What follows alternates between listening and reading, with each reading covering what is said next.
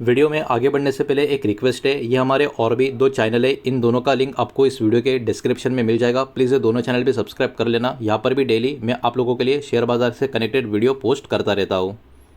तो चलिए आगे बढ़ते हैं इस वीडियो के टॉपिक के ऊपर। इसके पहले भी कुछ वीडियो मैं पब्लिश कर चुका हूँ, वो वीडियोस अगर अब तक आपने नहीं देखे तो आप चाहिए तो हमारे चैनल के वीडियो सेक्शन में जाकर उन वीडियोस को देख सकते हो। तो देखिए, काफ़ी इंटरेस्टिंग और काफ़ी बड़ी खबर यहाँ पर निकल कर आ रही है।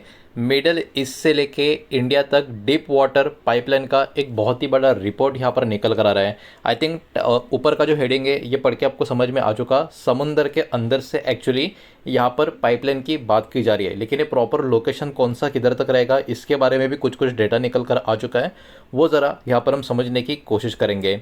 इंडिया ने फिर से शुरुआत कर ली है, ठीक है। मतलब इसके बारे में पहले भी प्लान हुआ था लेकिन कोई भी एक्शन लिया नहीं गया था। तो India has restarted an old mega energy project, ठीक है। तो ये पुराना मेगा एनर्जी प्रोजेक्ट था जो बंद हो गया था, पहले प्लान था लेकिन कुछ हो नहीं पाया, लेकिन फिर से भारत ने इसकी शुरुआत कर ली है। और ये प्रोजेक्ट है middle east India deep water pipeline का। अब देखिए, ये वाला चीज़ है क्या, इसको थोड़ा समझना होगा। ये वाला प्लान के तहत बिल्ड करना है नियरली 2000 किलोमीटर का अंडर वाटर गैस पाइपलाइन। तो ये पाइपलाइन पानी की नहीं, गैस पाइपलाइन की यहाँ पर बात हो रही है। इसके कारण क्या होगा, इसके कारण नेचुरल गैस जो है वो ओमान से डायरेक्टली हमारे देश के गुजरात में आता हुआ आपको नज़र आएगा। तो देखिए, ये अपने आप में काफ़ी बड़ा अपडेट और काफ़ी बड़ी रिलीफ, गैस से कनेक्टेड कहीं ना कहीं बहुत सारे चीज़ों से हम लोग को मिलती हुई नज़र आ सकती है। अब देखिए, ये जो गैस का पाइपलाइन होगा ये डीप मतलब समंदर के अंदर अरेबियन सी के थ्रू यहाँ पर आता हुआ नजर आएगा। अब इसके पीछे का जो मेन टारगेट है, जो मेन गोल है, वो क्या है, इम्प्रूव करना हमारे देश का जो एनर्जी का सिक्योरिटी है उसको, और जो हमारा डिपेंडेंसी है खास करके इन सब चीज़ों के ऊपर, बहुत सारे कमोडिटीज़ के ऊपर, उसको यहाँ पर कहीं ना कहीं कम करना। खास करके यहाँ पर सिर्फ और सिर्फ गैस की बात हो रही है। और अभी के टाइम शिपिंग रूट में आपको पता ही है कितना ज़्यादा रिस्क ओवरऑल ग्लोबल लेवल पे बना हुआ है। तो ये डायरेक्टली गैस पाइपलाइन होने के कारण बहुत ज़्यादा डिपेंडेंसी, बहुत ज़्यादा खतरा जो शिपिंग रूट का अभी के टाइम बना हुआ है, ये बहुत हद तक कम होता हुआ आपको नजर आएगा। अब इसमें कुछ गवर्नमेंट लिंक कंपनी की बात करें, ये कहीं ना कहीं यहाँ पर बहुत सारा स्टडी का काम करते हुए आपको नजर आएंगे, जिसमें गेल, आईओसी, इंजीनियर्स इंडिया लिमिटेड और एक प्राइवेट कंसोर्टियम कॉल्ड जिसका नाम है साउथ एशिया गैस एंटरप्राइजेस, इनका अभी के टाइम स्टडी इसके ऊपर होता हुआ आपको नजर आएगा। और यहाँ पर कहीं ना कहीं इसके बारे में और भी ज़्यादा डेटा आने वाले समय में इन स्टडी का यहाँ पर हमारे सामने निकल कर आएगा।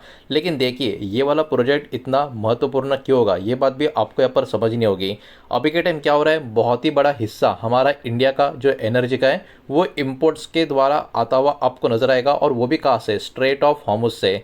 और स्ट्रेट ऑफ हॉर्मुज अभी के टाइम कितना जियोपॉलिटिकली सेंसिटिव है ये बात आप सबको पता होगी, और अभी के टाइम बहुत ज़्यादा इशू वहाँ पर बना हुआ है। अब देखिए, इस बात का कोई मतलब चांस क्लियर नहीं है कि आने वाले समय में वहाँ पर कितना अच्छा होगा या कितना बुरा होगा। अब देखिए, आने वाले समय में कभी फिर से अगर कोई भी बहुत बड़ा प्रॉब्लम ईरान, इजराइल, अमेरिका में शुरू हो गया, तो फिर से स्ट्रेट ऑफ हॉर्मुज में आने वाले कुछ सालों में, दशकों में फिर से कोई ना कोई बड़ा मसला अगर खड़ा हो गया, तो ये जो पाइपलाइन का प्रोजेक्ट इंडिया और ओमान का अभी के टाइम जो बन रहा है, इसके कारण बहुत ही बड़ा बेनिफिट प्रॉब्लम वाला सिचुएशन में भी हमारे कंट्री को मिलता हुआ नजर आएगा। इसके कारण ये जो पाइपलाइन है इसका बहुत ही बड़ा मदद हमारे देश को कैसा होगा, हमारा डिपेंडेंस जो एलएनजी का शिपिंग रूट के ऊपर है वो तो बहुत हद तक कम हो जाएगा।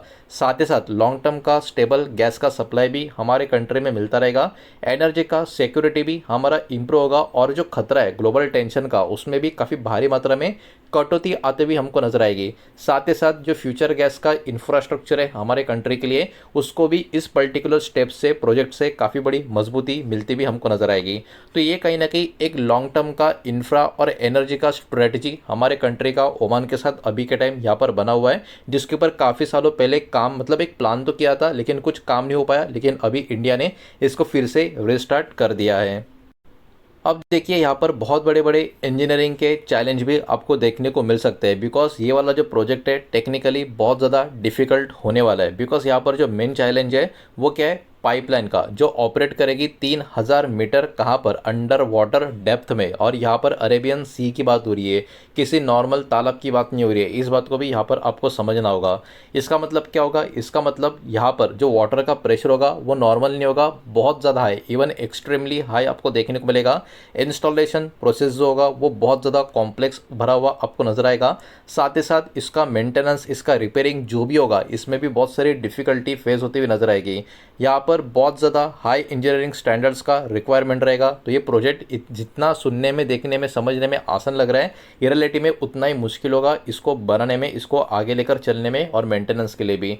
तो यहाँ पर इस टाइप के जो डीप वाटर पाइपलाइंस की बात करें तो यहाँ पर ग्लोबल और एडवांस टेक्नोलॉजी का बहुत ही बड़ा सपोर्ट यहाँ पर चाहिए होगा, टेक्नोलॉजी का। और सबसे इंपॉर्टेंट चीज़, बहुत ही बड़ा इन्वेस्टमेंट का भी ज़रूरत इसको यहाँ पर लगने वाला है। तो इन्वेस्टमेंट के बारे में अगर हम बात करें फाइनेंशियल साइड की इस प्रोजेक्ट की, तो यहाँ पर जो एस्टिमेटेड प्रोजेक्ट का कॉस्ट निकल कर आ रहा है वो है अराउंड 40,000 करोड़ का। ये भी अपने आप में काफ़ी ह्यूज नंबर आपको देखने को मिलेगा। लेकिन इस प्रोजेक्ट का जो सक्सेस होगा वो डिपेंड होगा कि किस तरीके से लॉन्ग टर्म का जो गैस प्राइसिंग का एग्रीमेंट होता है दोनों कंट्री के बीच, साथ ही साथ कंस्ट्रक्शन का जो कॉस्ट का कंट्रोल हो पाता है या नहीं हो पाता, उसके ऊपर भी फोकस होगा। ग्लोबल लेवल पर एलएनजी प्राइस का किस तरीके का मूव चल रहा है, फंडिंग का स्ट्रक्चर कैसा होगा, और इंटरनेशनल पार्टनरशिप के ऊपर भी बहुत ज़्यादा फोकस यहाँ पर बना हुआ रहेगा। सपोर्टर्स का ये बिलीव है कि ये वाला जो पाइपलाइन है कहीं ना कहीं आने वाले समय में, मतलब जब ये बन जाएगी उसके बाद या इस कामकाज के दौरान आगे जाकर मिडल ईस्ट का वाइडर गैस नेटवर्क्स को भी कनेक्ट करते हुए नजर आएगी, जिसमें यूएई और सऊदी अरेबिया को भी कहीं ना कहीं इंडिया और ओमान की जो ये पाइपलाइन है आगे एक्सटेंड होती हुई या इनके साथ भी ज्वाइन होती हुई हमको देखने को मिल सकती है। तो ये अपने आप में बहुत ही बड़ा ज़बरदस्त ऐतिहासिक प्रोजेक्ट हमको यहाँ पर देखने को मिल रहा है। तो देखिए, खबर तो अपने आप में काफ़ी बड़ी, काफ़ी ज़बरदस्त निकल कर आ रही है। इसके कारण हमारे देश के बहुत सारे जो कंपनियां होंगी, लिस्टेड प्लेयर जो होंगे, beneficiaries, non beneficiaries, impacted player इस खबर से कनेक्टेड, उनके ऊपर बाजार का फोकस यहाँ पर बना रह सकता है। तो वो कौन से शेयर हो सकते हैं, उनके नाम एक एक करके यहाँ पर हम देखेंगे। सबसे पहले डायरेक्ट और कोर बेनिफिशियरीज कंपनी की बात करें तो गेल इंडिया यहाँ पर फोकस पे होगा। देखिए, जो भी नाम यहाँ पर मैं आपको बता रहा हूँ, ये किसी भी तरीके का बाय सेल का रिकमेंडेशन नहीं है, इन्वेस्टमेंट का एडवाइस नहीं है। इस बात को यहाँ पर आप ध्यान रखें और वीडियो को प्लीज़ लाइक कर देना, वीडियो को शेयर कर देना। पहली बार चैनल पर आ चुके हो तो चैनल को भी सब्सक्राइब जरूर कर देना। तो गेल इंडिया फोकस में होगा बिकॉज देखिए, ये एक important natural gas transmission player माना जाता है और बहुत ही बड़ा रोल पाइपलाइन का जो ऑपरेशन है और गैस का जो डिस्ट्रीब्यूशन है इसमें कंपनी करती हुई नजर आ सकती है। उसके बाद आईओसी, बिकॉज यहाँ पर एक अच्छा खासा पार्टिसिपेशन इनकी तरफ से गैस का सोर्सिंग और जो डाउनस्ट्रीम डिस्ट्रीब्यूशन है उसके तहत देखने को मिल सकता है। इंजीनियर्स इंडिया की बात करें तो इंजीनियरिंग से लेके प्रोजेक्ट का जो कंसल्टेंसी का अपॉर्चुनिटीज़ है, इसके कारण ये वाला शेयर भी फोकस में रहेगा। पॉसिबल डायरेक्ट बेनिफिशियरीज कंपनीज की बात करें तो एल&टी के ऊपर ध्यान होगा, बिकॉज ऑफशोर इंजीनियरिंग से लेके इंफ्रा का एक्सपर्टीज इस कंपनी के पास काफ़ी ज़बरदस्त नजर आएगा। वेल्सपन कॉर्प की बात करें तो पाइप मैन्युफैक्चरिंग का अपॉर्चुनिटी के कारण ये वाला शेयर फोकस में रहेगा। रत्नमानी मेटल्स एंड ट्यूब्स की बात करें, ये भी स्पेशलिटी पाइपलाइन प्रोडक्ट्स का जो एक्सपोजर है इसके कारण फोकस में रहेगा। गुजरात स्टेट पेट्रोनेट की बात करें तो यहाँ पर पोटेंशियली डोमेस्टिक गैस का कनेक्टिविटी का जो बेनिफिट की बात करें वो इस कंपनी को भी मिलता हुआ नजर आ सकता है। पेट्रोनेट एलएनजी भी कहीं ना कहीं फोकस में रहेगा, बिकॉज कहीं ना कहीं एक बड़ा स्ट्रैटेजिक इम्पैक्ट जो फ्यूचर गैस का इंपोर्ट के ऊपर डिपेंड होगा, इसके कारण ये वाला भी फोकस में बना रहेगा। साथ ही साथ ओएनजीसी की बात करें तो देखिए, बड़े लेवल पे या ब्रॉड रेंज में जो नेचुरल गैस का इकोसिस्टम का एक्सपोजर इस कंपनी के पास जो मौजूद है उसके कारण ये भी इस खबर की वजह से बाजार के फोकस में बना रहेगा। तो देखिए, ओवरऑल इस पर्टिकुलर रिपोर्ट का समरी, कंक्लूजन या टेक अवे की बात करें तो ये एक लॉन्ग टर्म का स्ट्रैटेजिक इंफ्रास्ट्रक्चर का प्रपोजल हमको देखने को मिल रहा है, जिसका एम है इंडिया का एनर्जी का सिक्योरिटी को आने वाले समय में यहाँ पर और भी ज़्यादा इंप्रूव करना। अगर इस प्रोजेक्ट को एकदम सही तरीके से, सक्सेसफुल तरीके से एग्जीक्यूट किया गया तो कहीं ना कहीं ये one of the most ambitious under water energy project होगा जो इंडिया ओमान को पाइपलाइन के थ्रू कनेक्ट करता हुआ आपको नजर आएगा।